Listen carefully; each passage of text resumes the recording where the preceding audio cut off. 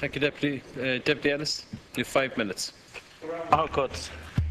The government has shown over 4 years that it is insistent on public service workers doing more for less. More work for less money in a shorter period with less help. The Gardaí in particular have been victims of this side of austerity, with less guards and less stations, with less vehicles, with less money and less allowances for essentials like uniforms being asked for to enforce more laws. This time it's the turn of the teachers again. Not happy with cuts to all manner of supports for teachers, especially in areas with a history of educational disadvantage. The government now wants to make them work more for nothing under the guise of reform of the junior cert.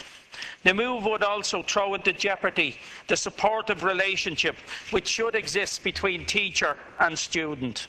A student struggling with coursework would now no longer have the same relationship with the teacher who was grading their work worth 40% of their marks.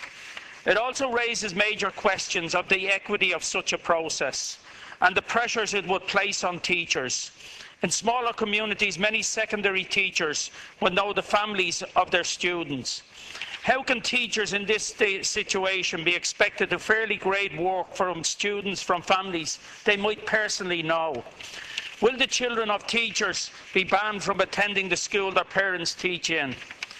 An external assessment model is essential to make sure reform of this kind would be administered fairly and students and teachers were able to work together supportively. Every student is entitled to a fair, impartial and transparent junior cycle examination system.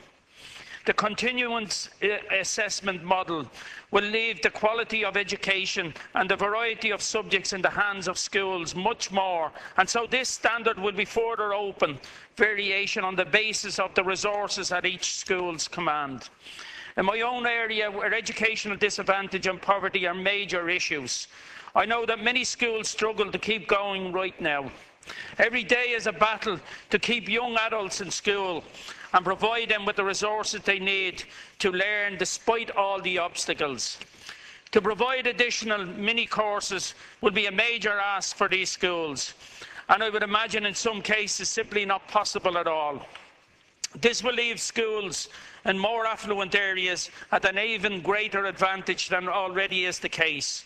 One programme directed at challenging the trend of educational disadvantage and the vicious cycle it shares with poverty is the School Completion Programme, aimed at keeping young people in secondary education.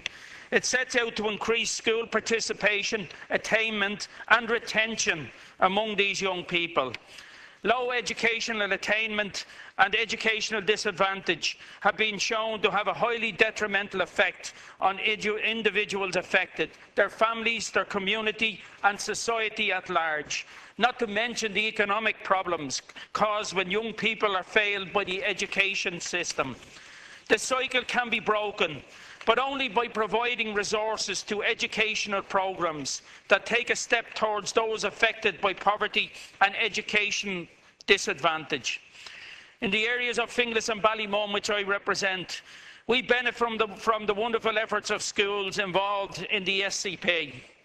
Recently, they have been gravely concerned not about how they can reform the junior cert or provide more varied coursework, but simply for the future of the programmes.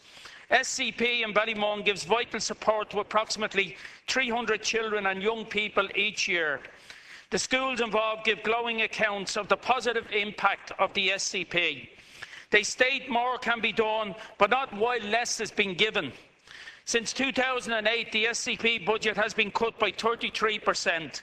Continuous reductions have hurt badly the programme's ability to do its work. During this government, the annual budget has been cut by 5.3 million, which is a cut of 18%. This is a cut to a service for some of the most vulnerable young people in the country and comes on top of other cuts to vital educational supports for disadvantaged children. This year's allocation remains well below funding for 2011, while the top rate of tax has been cut.